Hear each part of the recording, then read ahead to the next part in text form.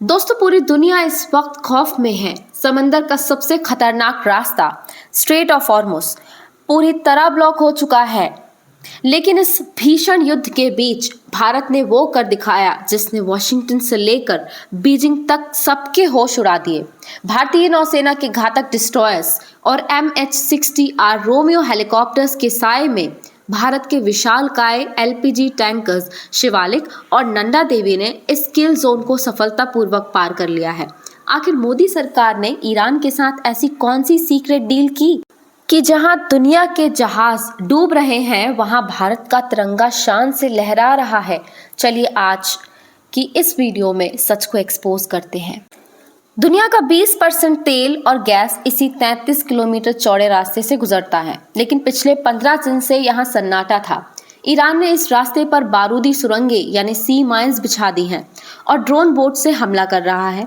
यहाँ तक कि अमेरिकन नेवी भी अपने जहाज़ों को सुरक्षा की गारंटी नहीं दे पा रही है। भारत में भी डर फैल गया था कि क्या अब घरों में चूल्हा जलना बंद हो जाएगा, क्योंकि भारत का 80% LPG यहीं से आता है। करीब 22 भारतीय जहाज वहां फंस चुके थे। लेकिन फिर सीन में एंट्री होती है भारत की साइलेंट डिप्लोमेसी की। विदेश मंत्री एस जयशंकर और PM मोदी ने सीधे ईरान के राष्ट्रपति से बात की।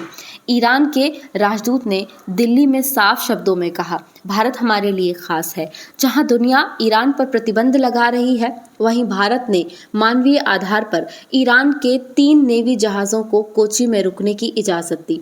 इसी दोस्ती का नतीजा है कि आयतुल्ला के लड़ाकों ने भारतीय जहाज़ों को ग्रीन सिग्नल दे दिया।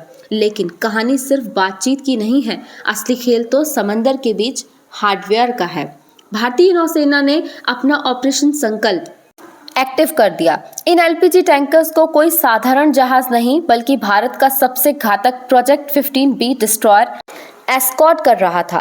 इसमें लगा राडार सिस्टम इतना पावरफुल है कि ईरान का छोटे से छोटा सुसाइड ड्रोन भी इसकी नज़र से नहीं बच सकता। आसमान में MH-60R रोमियो हेलीकॉप्टर्स और P-8I पोसेडॉन विमानों ने 24 घंटे पहरा दिया। दिलचस्प बात यह है कि जहां दूसरे देशों के जहाज अपना ट्रैकिंग सिस्टम यानी AIS बंद करके छिपते हुए निकल रहे हैं, वहां भारत नौसेना कि जहाज सीना तान के अपना ट्रैकिंग ऑन रखकर निकले। ये है नए भारत का आत्मविश्वास। अभी तो सिर्फ शुरुआत है। 22 और भारतीय जहाज लाइन में हैं और नौसेना ने कमर कस ली है। भारत ने साबित कर दिया कि जब बात एनर्जी सिक्योरिटी की आती है तो भारत किसी के आगे झुकता नहीं है बल्कि अपना रास्ता खुद बनाता है। क्या आपको लगता है कि भारत को अमेरिका के साथ मिलकर ईरान पर दबाव बनाना चाहिए था, या मोदी सरकार की ये फ्रेंडली डिप्लोमेसी ही बेस्ट है? अपनी एडवाइस कमेंट्स में ज़रूर दें।